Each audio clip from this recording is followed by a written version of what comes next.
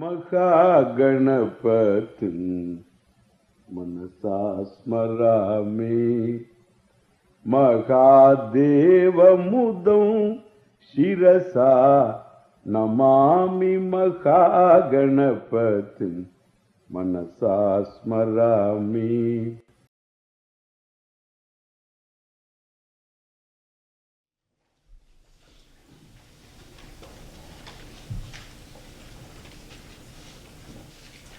Arjuna's first the predicament leading to discipleship. Krishna becomes his altar of surrender. In so many words, he asks for Shreyas. I am your sishya. Please bless me. Once you say sishya, there is a certain self-awareness, revealing a certain self-esteem about one's eligibility to gain this knowledge. Siksha yogyatvam is there, then only there is shishyatvam. There are three different words for a student. I mean, significant three words. There are many words. The significant three words. One is, we say vidyarthi, the one who wants to have a certain discipline of knowledge. A student, vidyarthi, desirer of knowledge. A lot of people, of course, who doesn't desire? But no effort. So vidyarthi, all right, but no effort. To join the ranks, to sign up for courses, doesn't take place. Or even signing up, vidyarthi being what the person is. One may sign up, but no attendance. No consistent attendance. There is no perseverance. And one gets easily disheartened. The enthusiasm wanes away. The person becomes indifferent. And therefore, one has to be an antevasi. Antevasi means the one who goes to the class regularly. Stays with the teacher originally, Gurukula. And here, modern days, you attend the classes regularly. Antevasi. But nothing goes inside.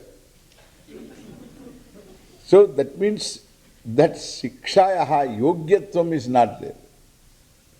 So one can be an antevasi, a vidyarthi sanne, antevasi bhavati. Becomes an antevasi. Joins the ranks, attends the classes, good in attendance, no problem. But then, nothing goes inside. The infrastructure is not there. So when the infrastructure is not there, you have to equip yourself. That's all. It's not that one cannot get. Anybody can get any knowledge. One has to prepare oneself for that. And so, for want of that infrastructure, at this point of time, nothing happens in the class. And therefore, one has to be a sishya. Therefore, we teach only shishyas, understand? Sishya means, so the one who is eligible to be taught. Arjuna thinks he is a sishya. He can be taught. He thinks that he can understand. And therefore, Krishna has to teach. Really, Arjuna was like that. He was a dharmika. He lived a life of dharma. Even in war, when things are all not properly followed, corners are always cut in wars. Everything is all right. In hunger and in war, anything is all right. But it's not a game. So hitting under the belt is not accepted. It is not a game. It's not a bout. But it is life and death war. Therefore, where death is involved, there is no hitting under the belt. Anything that gets the target, that's fine. So this is how war, even though in India this Arjuna followed all the rules. Even though this kind of allowance is there, Arjuna followed the rules. If you read the original Mahabharata, you will find Arjuna was the only one who comes out as a man committed to dharma. Not even Dharmaputra. And whereas, because he at one point slipped, but not Arjuna. All the way. Bhima always found out the pragmatic methods. And therefore, so he was not idealistic. That's why I like him. But he was not against dharma. But he was also a dharmika, but more pragmatic dharmika. Understand? Pragmatic dharmika. And so you find but Arjuna comes out as the most dharmika. So he was a man of dharma, man of principles, and without any effort he could follow the principles. This man of principles is a difficult man to deal with, because that's my principle, this is my principles. Adamantine people, very difficult. Such people should not be your parents, I tell you. Unless you have some kind of papa, you can't get them. Really. These kind of parents, they are so adamantine.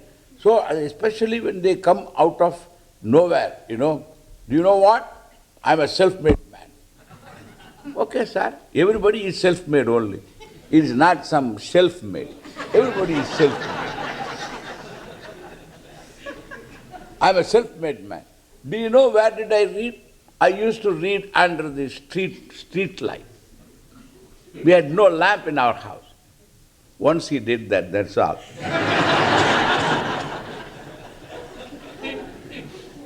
So what? I did like this. It's a problem. He has not assimilated his own status, his own achievement, and therefore he has to say this to all the time. And he becomes jealous of his child. Because the child has everything, he didn't have anything. His own child. This self-made man.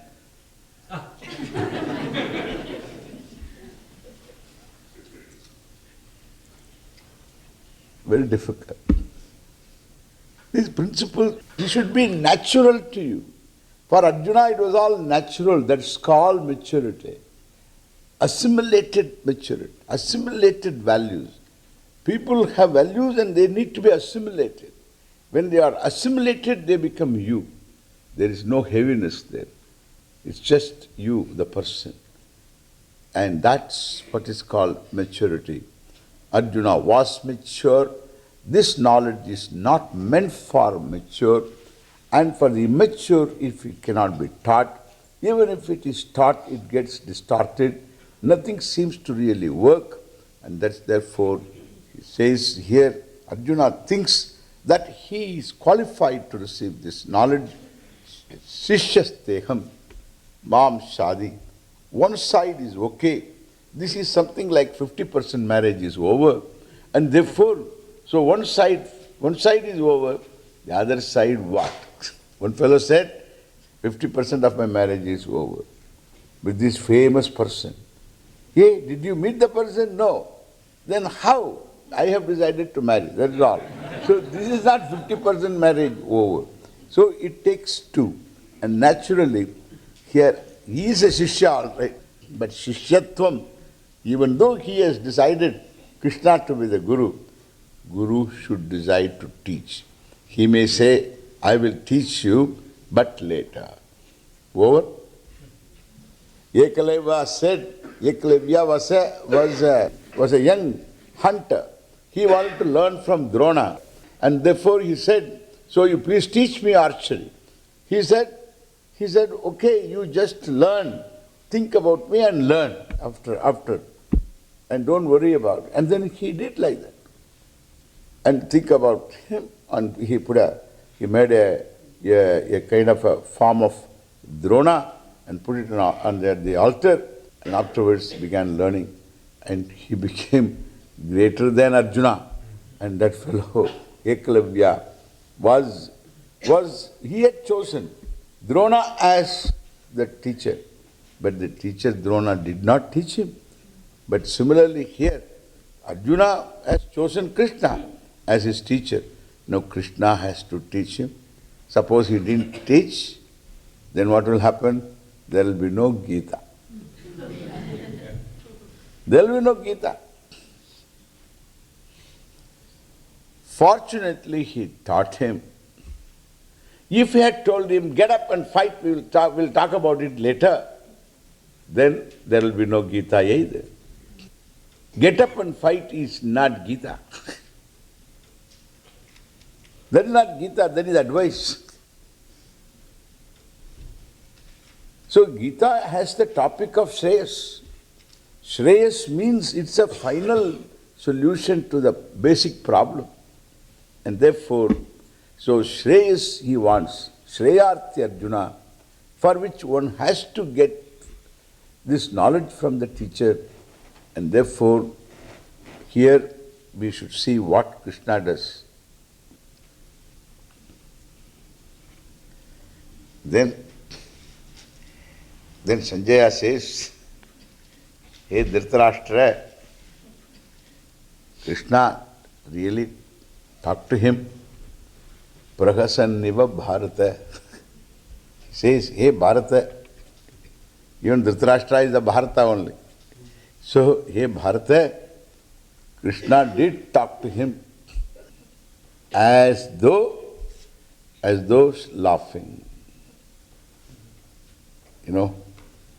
So as though laughing means smiling, with a smile. What is that smile? Each one can interpret that smile. Yeah, the smile can be interpreted in different ways. So if you smile means what idiotic thing you are talking. That is a smile.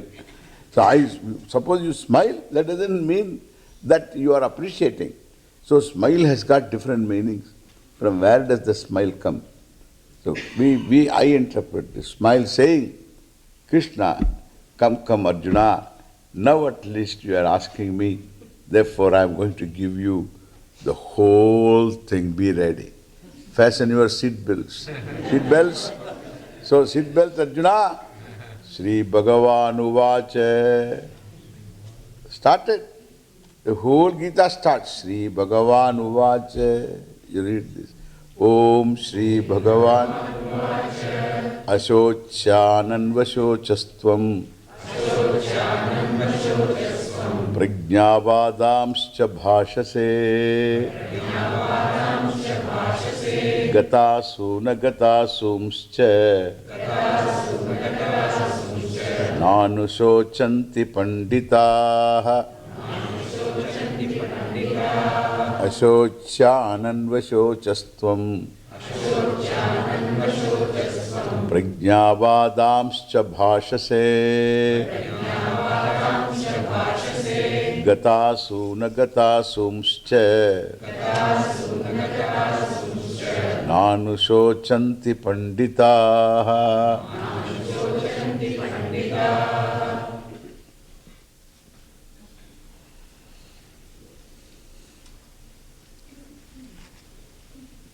Tvam.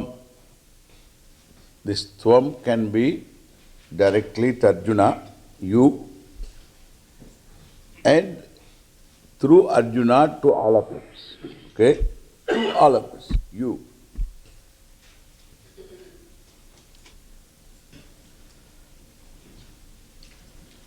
Anvashochastvam. Arjuna was, of course, in sadness, and he did ask for shoka nivritti. He wanted freedom from sorrow. And Krishna starts like this. You have entertained this type of mind, mean you have sadness.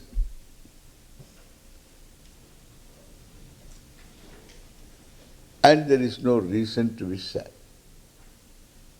Understand? Because he wanted shoka nivritti. Otherwise he can't say don't be sad. Nor does he say don't be sad. That is a command.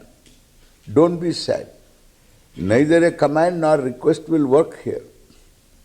But then he makes a statement of fact. Asocyan prati anvasochastvam. You have entertained sorrow over issues that don't deserve any grief on your part. Why? Because panditaha nanusochanti. Panda means knowledge. Pandita means the one who has got knowledge.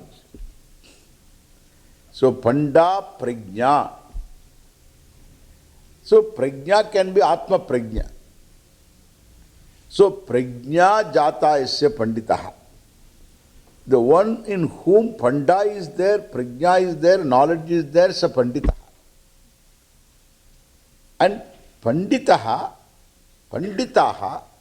plural, na anusochanti.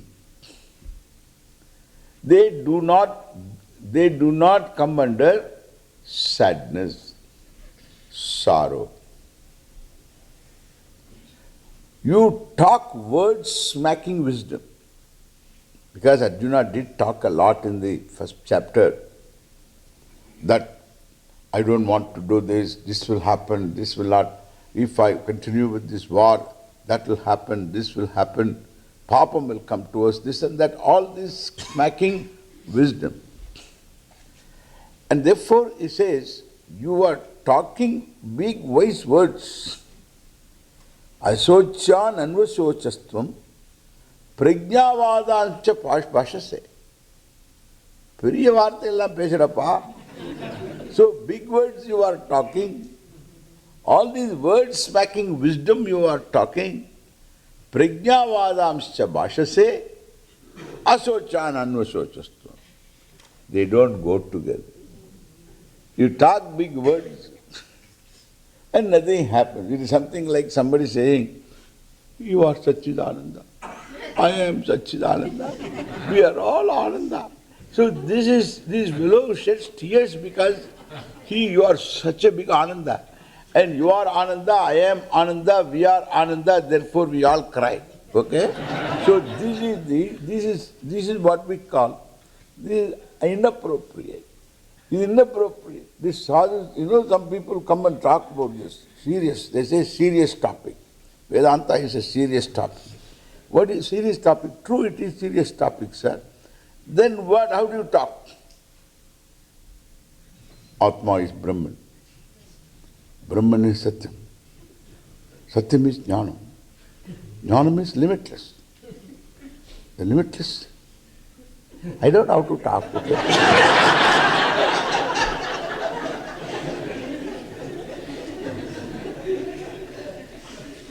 This is not Vedanta. This is all Devanta. This is not Vedanta.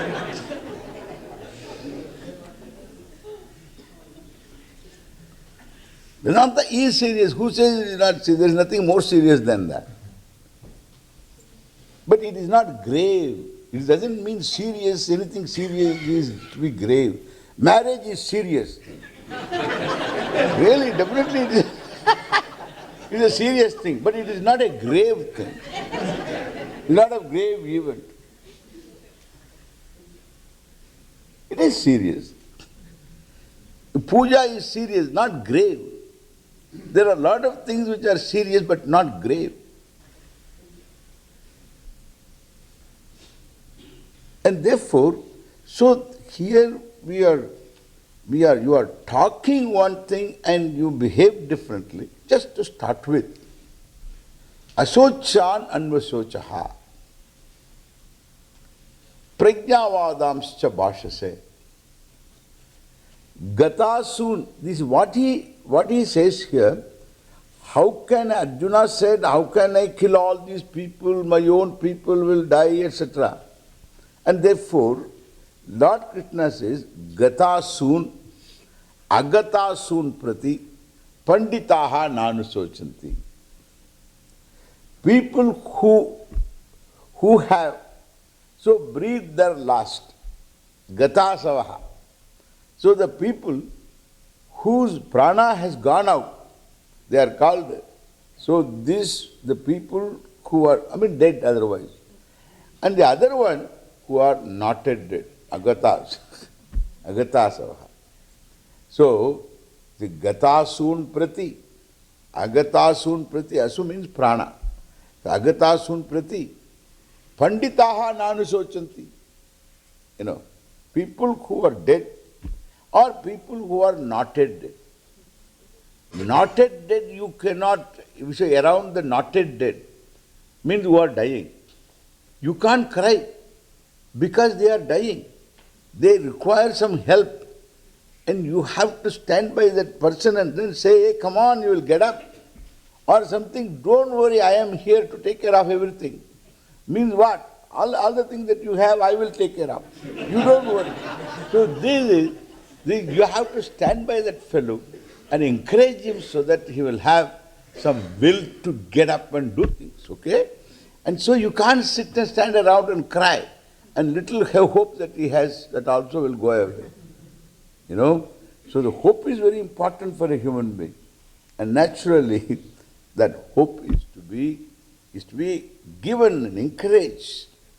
And so, Gatasun prati, already people who are dead, what are you going to do? If crying is going to bring them, please cry. I will give you a bucket also underneath, so that you can shed tears, so that no problem. You can shed tears. Whenever tears come, shed into the bucket, okay? So if you are going to bring the dead one back, shed tears.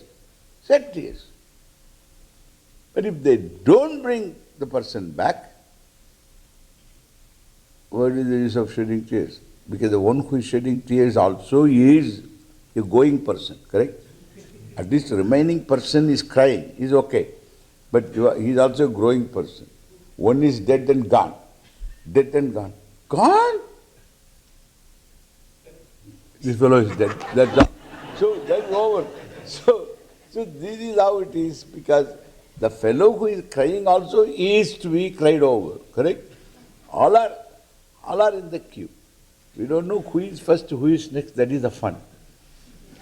Otherwise, we will be jumping queues, So,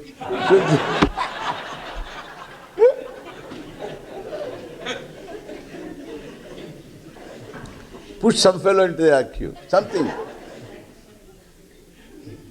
So we don't know what is that, who is next, we don't know. We are all in the queue. That is why Mrityuhu dhavati panchamaha.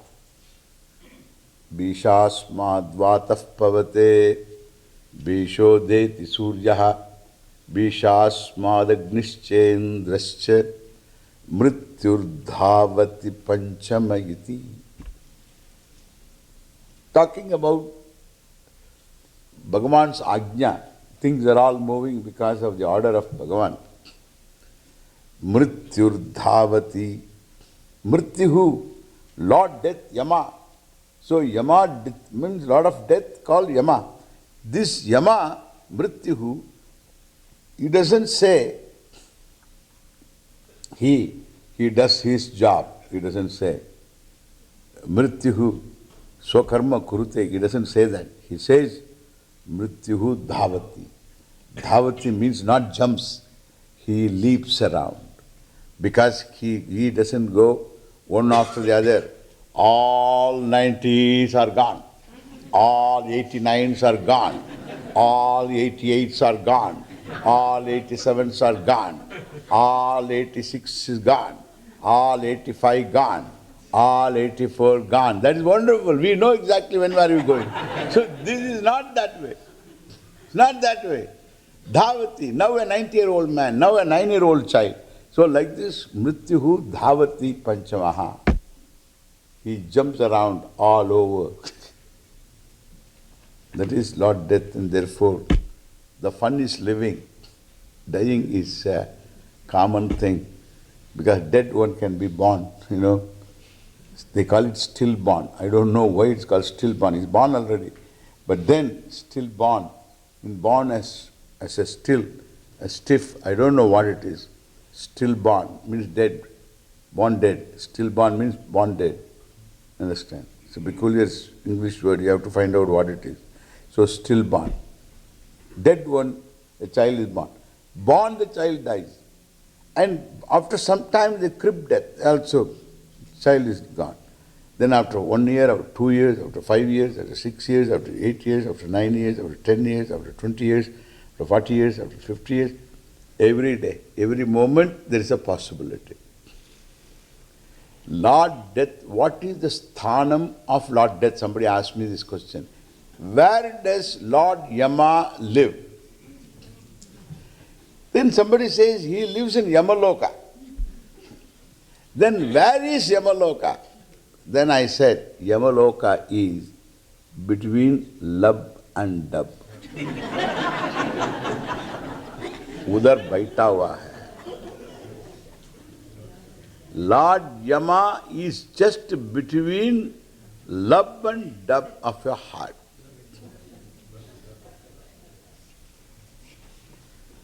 Lub and dub.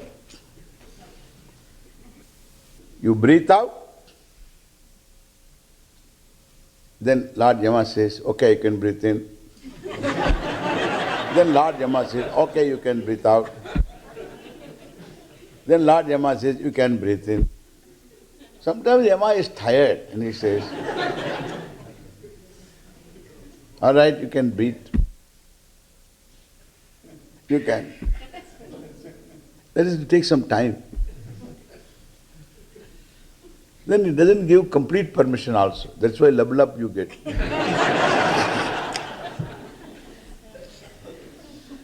Then finally he says, enough. Nee pannadhu poroppa. Enough. All these years I have allowed you, what did you achieve? Nothing. But what did you achieve? Nothing. Not even few children. What is the use?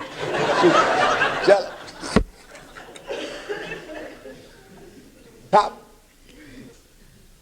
Over. He is sitting there and giving you permission every time. We better realize this. So living is a miracle. Death is never a miracle.